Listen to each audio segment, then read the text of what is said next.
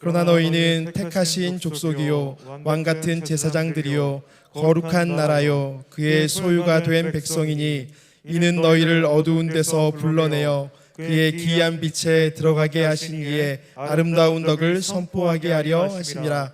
너희가 전에는 백성이 아니더니 이제는 하나님의 백성이요 전에는 긍휼을 얻지 못하였더니 이제는 긍휼을 얻은 자니라. 아멘.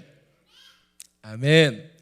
네, 우리 비전 스쿨을 통해서 앞으로도 우리 자녀들이 또 하나님이 주신 다양한 재능들을 발견하고 큰 꿈을 키워가는 은혜가 있기를 간절히 축복합니다.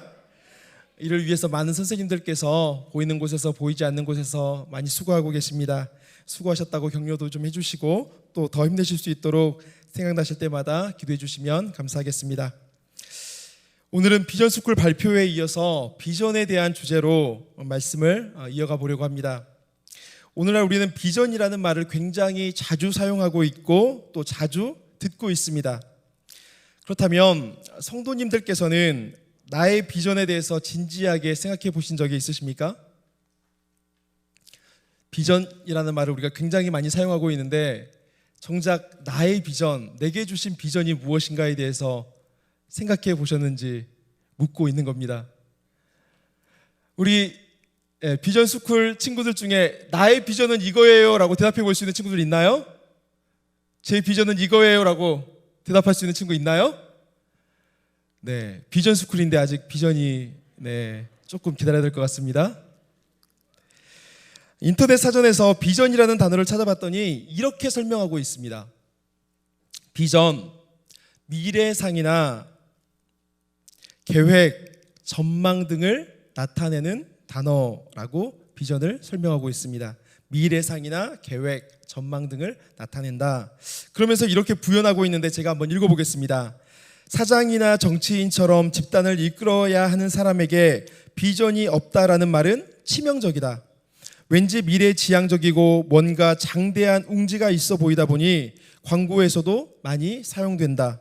흔히 비전 있는 일을 해야 한다든가 이 일은 비전이 없다 등. 그런데 그렇게 자주 쓰이는 것 치고는 정확히 무엇을 지칭하는지가 모호한 편이다. 한국의 개신교 교회에서는 신앙적 지향점을 비전이라고 표현한다. 때문에 교회의 부속 건물 이름, 비전 센터 등에서 이 표현을 많이 사용하고 있다. 위키백과에 보니까 이렇게 설명을 하고 있더라고요. 왠지 전곡을 찌르고 있는 듯한 표현 아닙니까? 설명 아닙니까? 사실 우리가 비전이라는 말은 굉장히 자주 사용하고 있지만 정작 무엇을 가리켜서 비전이라고 해야 할지 설명하기가 매우 모호하다는 것입니다.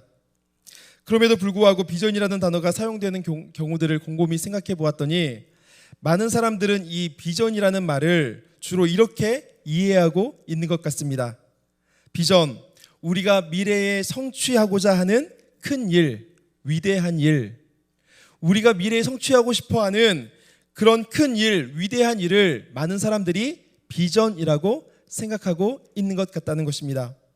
그래서 이렇게들 말하곤 합니다. 우리의 비전은 교회가 더 크게 성장해서 수천 명, 수만 명의 교회가 되는 것입니다. 우리의 비전은 우리 자녀들을 세상에서 으뜸가는 위대한 인물로 키워내는 것입니다.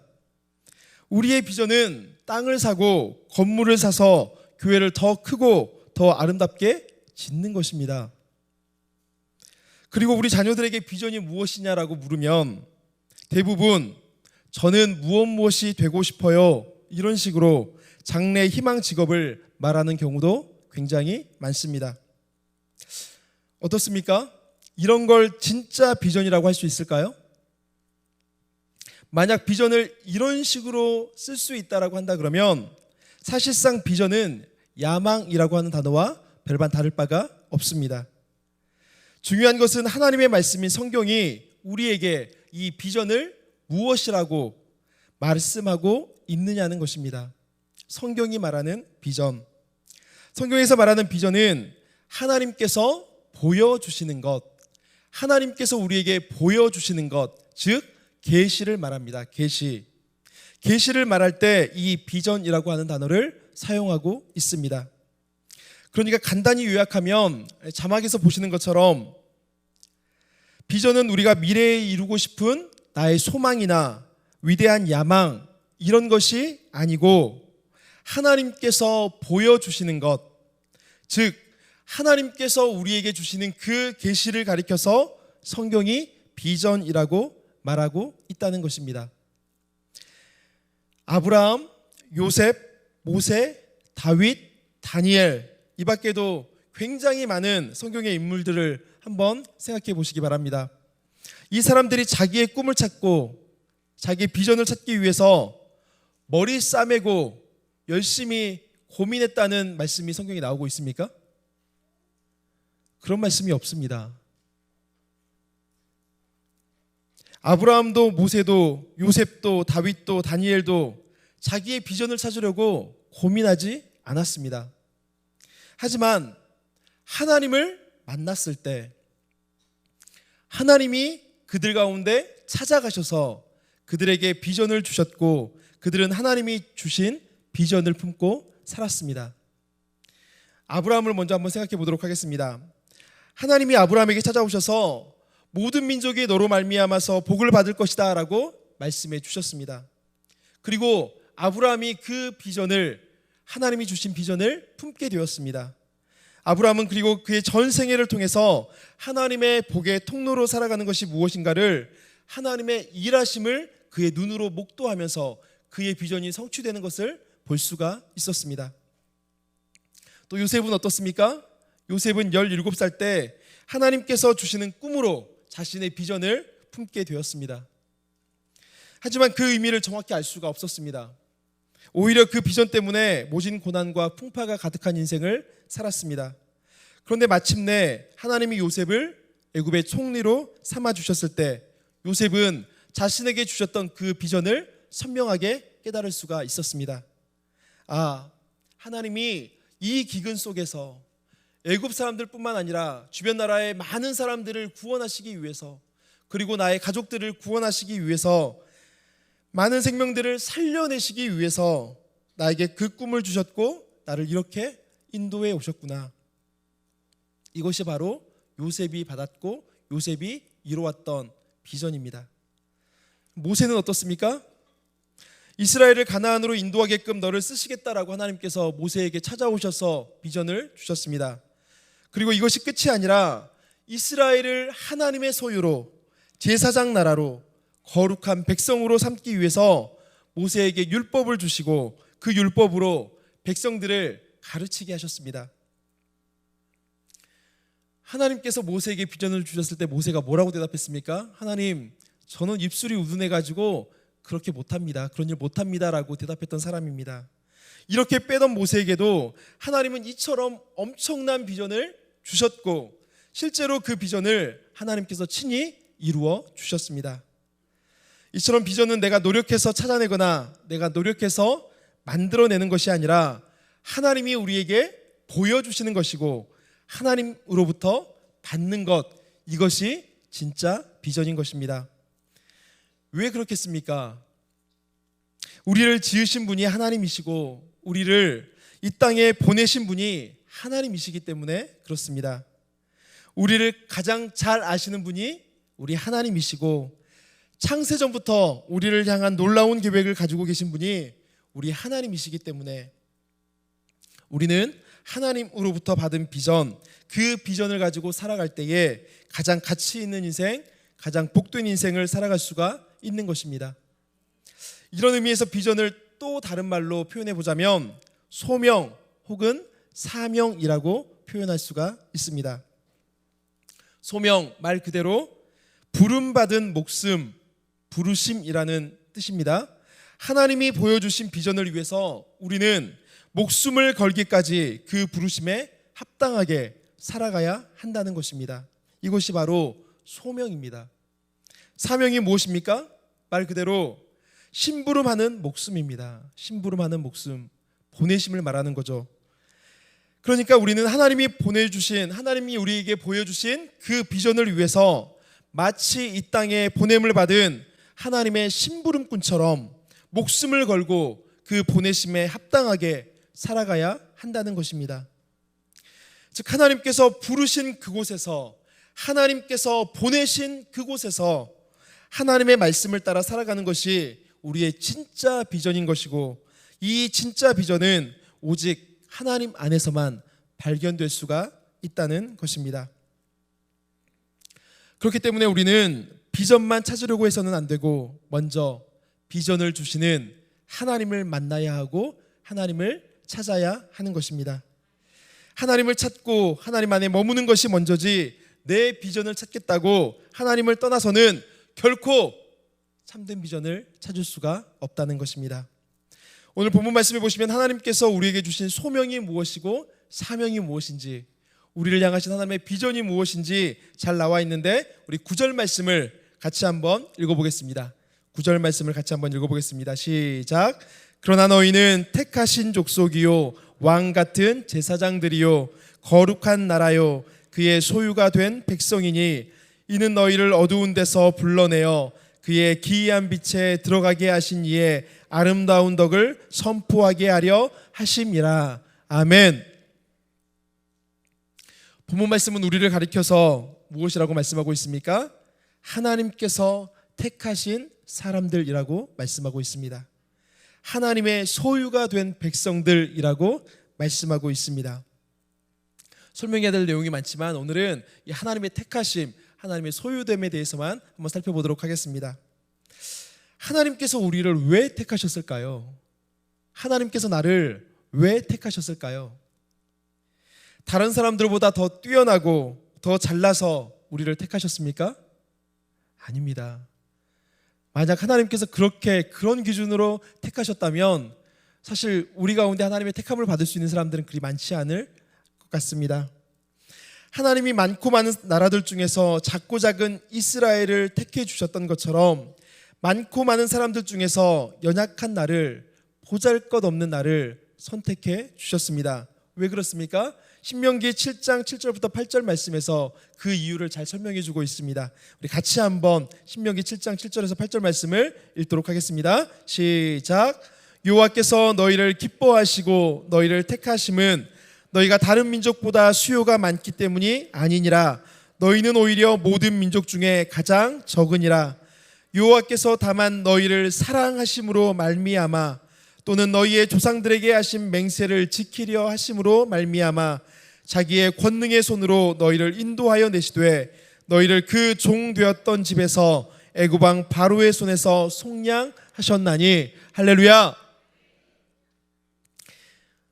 하나님이 나를 왜 사랑하셨지?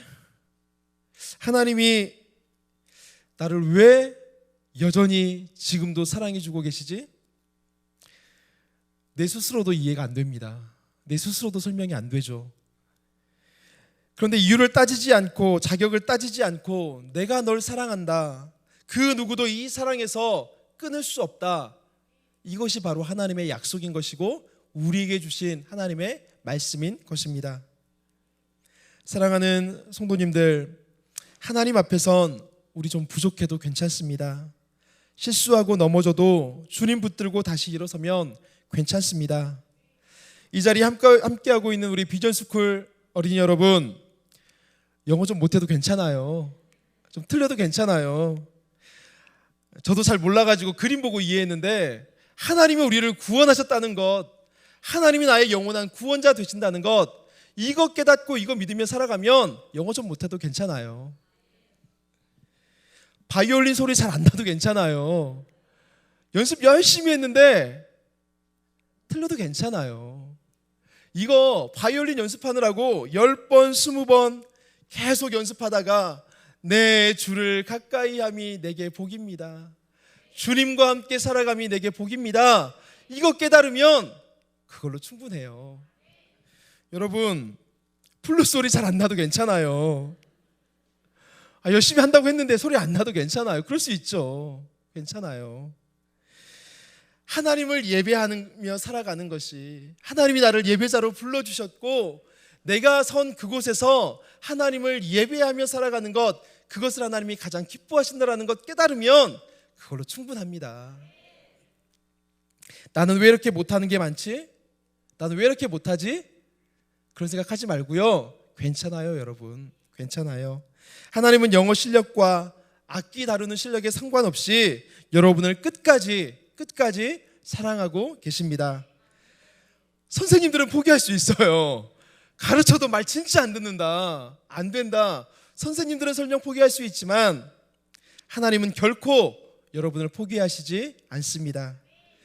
친구들은 나를 별로 좋아하지 않는 것 같아도 하나님은 그러한 여러분과 늘 함께하고 계시고 여러분의 손을 꼭 붙잡고 계신다는 것을 여러분 잊지 않고 기억하시기 바랍니다. 그러면 이 놀라운 사랑을 받은 우리가 이 세상 가운데 어떻게 살아가야 되겠습니까? 우리 9절 말씀을 다시 한번 보겠습니다. 9절 말씀에 보시면 하나님께서 우리를 택하신 족속이요 왕같은 제사장들이요 거룩한 나라요 그의 소유가 된 백성으로 삼으신 이유는 너희를 어두운 데서 불러내어 그의 기이한 빛에 들어가게 하신 이의 아름다운 덕을 선포하게 하려 하심이라고 말씀하고 있습니다. 죄와 사망 가운데 있던 우리를 건져주시고 우리를 불러주셔서 생명의 빛 되신 주님 품에 안길 수 있도록 해주신 은혜, 그 놀라운 사랑을 우리의 입술로 우리의 삶으로 자랑하며 살아가라고 우리를 그렇게 선택해 주셨다는 것입니다. 하나님, 이 귀하고 복된 일을 위해서 제가 무엇을 해야 될까요? 이 거룩한 사명을 위해서 저는 무엇을 하며 살아야 될까요?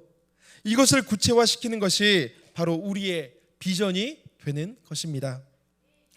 사랑하는 성도님들, 비전을 가져야 됩니다. 이것은 우리 자녀들에게만, 우리 손주들에게만 하는 말이 결코 아닙니다. 하나님이 아브라함을 부르셔서 내가 너로 큰 민족을 이루겠다고 비전을 주셨던 때 몇 살이었죠? 아브라함의 나이가 75세 때였습니다. 하나님께서 모세를 부르셔서 이스라엘을 애굽으로부터 구원하시겠다라고 하는 이 위대하고도 놀라운, 굉장히 어려워 보이지만 이 엄청난 사명을 주신 때가 언제입니까? 모세의 나이가 80대 되던 때입니다. 그렇기 때문에 지금이라도 우리는 하나님이 비전을 주시면 그 비전을 가지고 능히 살아갈 수 있을 줄로 믿습니다. 늦었다고 생각하지 말고, 안 될 거라고 생각하지 말고, 말씀 가운데 하나님이 주시는, 하나님이 깨닫게 하시는 마음이 있고 비전이 있다면 그것을 비전 삼아서 하나님의 영광을 위해 살아가는 우리 모두가 될 수 있기를 간절히 소원합니다. 우리에게 비전을 주신 하나님께서 그 비전이 우리를 통해 이루어지도록 친히 우리를 도우시고 이끌어 주실 줄로 믿습니다. 예배를 시작하면서 우리가 불렀던 찬송이 484장입니다. 484장, 내 맘의 주여 소망 되소서라고 하는 찬양입니다. 이 찬양의 영어 가사를 찾아보았더니 이렇게 시작하고 있습니다. 내 마음의 주여 나의 비전이 되소서. 그리고 이 찬양의 마지막 구절 역시도 주님이 나의 비전이 되신다라고 고백하고 있습니다. 여전히 나의 비전이 되십니다. 만유의 주님. 무슨 말일까요? 우리는 내가 무엇을 해야 되나 이것만을 생각하면서 내 비전만을 찾고 있는데 사실은 주님 자체가 우리의 비전이 되어주신다는 것입니다. 왜 그렇습니까? 주님이 없다면 이 세상의 모든 것이 우리에게는 헛된 것이기 때문에 그렇습니다. 요즘 시대 젊은이들을 특징 짓는 표현 중에 5포 세대다 또는 7포 세대다 하는 그런 말들이 있습니다. 어려운 사회적 상황 때문에 취업을 포기하고 결혼을 포기하고 여러 가지를 포기하기 시작하면서 생겨난 말들인데요. 3포 세대는 세상 살기가 힘들어서 연애를 포기하고 결혼을 포기하고 출산을 포기한 세대를 일컫는다고 합니다. 그런데 조금 지나니까 5포 세대라는 말이 나왔습니다. 연애와 결혼, 출산을 포기했더니 이제는 집도 살 수가 없어서 집을 포기해야 되고 인간관계까지, 일에 매여서 인간관계까지 포기하며 살아야 될 수밖에 없구나 라고 자조 섞인 목소리로 5포 세대다라는 말을 하고 있습니다. 그런데 얼마 전에는 7포 세대라는 말이 나왔습니다. 연애, 결혼, 출산, 집, 인간관계 여기에 더해지는 두 가지가 있습니다. 그것이 무엇일까요?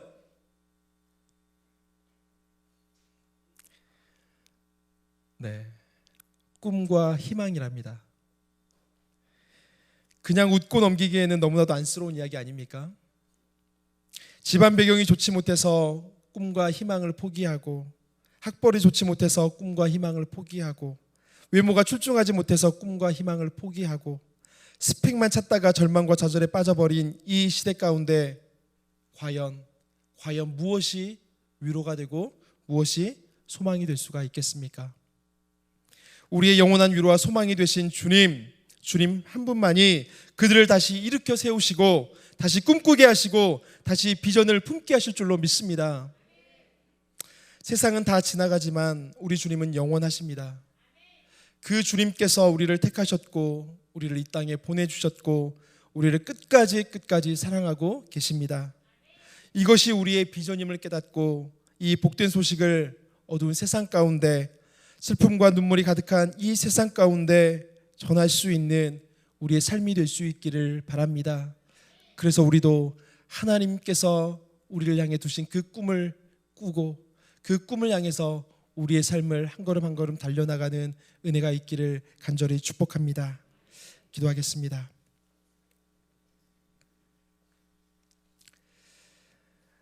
자비로우신 하나님 아버지, 우리는 어리석어서 눈앞에 있는 것밖에 볼 수 없고 눈앞에 보이는 것이 전부인 것처럼 살아가지만 주님은 볼 수 없는 것을 보게 하시고 꿈꿀 수 없는 것을 꿈꾸게 하시는 분임을 믿습니다. 주님을 우리의 비전 삼게 해주셔서 주님이 주시는 꿈을 꾸게 하여 주시고 주님이 주시는 그 비전으로 부르심에 합당한 삶을 살아갈 수 있도록 날마다 은혜를 더하여 주시옵소서. 구하옵기는 꿈과 소망을 잃고 살아가는 이 땅의 젊은이들을 주님 불쌍히 여겨 주시옵소서. 안타까운 사고로 인해서 많은 사람들이 슬픔 가운데 있습니다. 주께서 저들을 찾아가 위로하여 주시고 무너진 마음 가운데 주님 한 분만이 소망이 되어 주시옵소서. 이 한 주도 우리 마음 가운데 주님만이 영원한 소망 되어 주시고 기쁨 되어 주셔서 주님이 주신 마음 품고 살아갈 수 있도록, 하늘의 꿈을 꾸며 살아갈 수 있도록 은혜를 더하여 주시옵소서.